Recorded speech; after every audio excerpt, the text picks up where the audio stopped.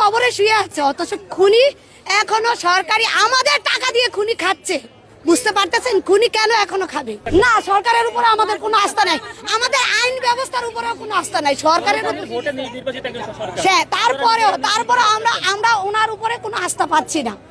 আপনারা বলেন যে আমরা কোনো আস্থা পাচ্ছি না, কারণ এর বিচার হচ্ছে না। লামিসার বাবা লিখিত দিবে, লামিসার বাবা নিজে বলেছে যে আমি লিখিত দিবে, এর কোনো বিচার হবে না, সত্যিই বিচার হবে না। আপনি দেখেন কেন এখন পর্যন্ত খুনি কেন খাচ্ছে।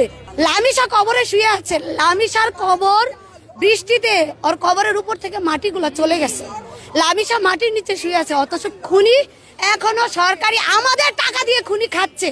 বুঝতে পারতেছেন খুনি কেন এখনো খাবে? কারণ লামিসা তো কোনো অন্যায় করে নাই, অপরাধ করে নাই, তাহলে তাকে কেন এই নির্মম ভাবে হত্যা করলো? আমরা চাচ্ছি যে জনগণ বিচার করবে, কারণ জনগণ এই জন্য বিচার করবে, তাকে যদি ফাঁসিতে হয়তো দেখা গেছে আইন ব্যবস্থা তাকে ফাঁসি দিবে বা যাবজ্জীবন কারাদণ্ড দিবে। যাবজ্জীবন তো ভাইয়া সারা জীবন না, যাবজ্জীবন মানে হচ্ছে তাকে 12 বছর জেল কাটবে। 12 বছর আমাদের টাকা দিয়ে, লামিসার বাবার টাকা দিয়ে সে খাবে কেন? কেন লামিসার মার বাবার কোল খালি হবে সারা জীবন? যার সন্তান হারায় সেই বুঝে। লামিসার বাবা তো কোনোদিনও আর তার সন্তানকে বুকে পাবে না, ফিরে পাবে না, তাহলে কেন সেই খুনি এখন পর্যন্ত এই পৃথিবীর আলো দেখবে? আমরা এইটাই চাই। সরকার যদি, সরকার পারবে না, সরকারের বা আইন ব্যবস্থার উপর আমরা কোনো ভরসা পাচ্ছি না।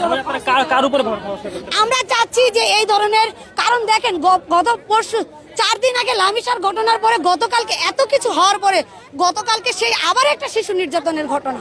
অতএব আমরা চাচ্ছি যে এই সমস্ত নির্যাতনকারীর যে জনগণ শাস্তি দিবে। অনেক আগে কিন্তু এরকমই ছিল, যারা শিশু নির্যাতন করত, ধর্ষণ করত, তাদেরকে মাটির নিচে অর্ধেক পুঁতে গলা পর্যন্ত পাথর নিক্ষেপ করতো, জনগণ কিন্তু শাস্তি দিত। এটাই কিন্তু আইন ছিল।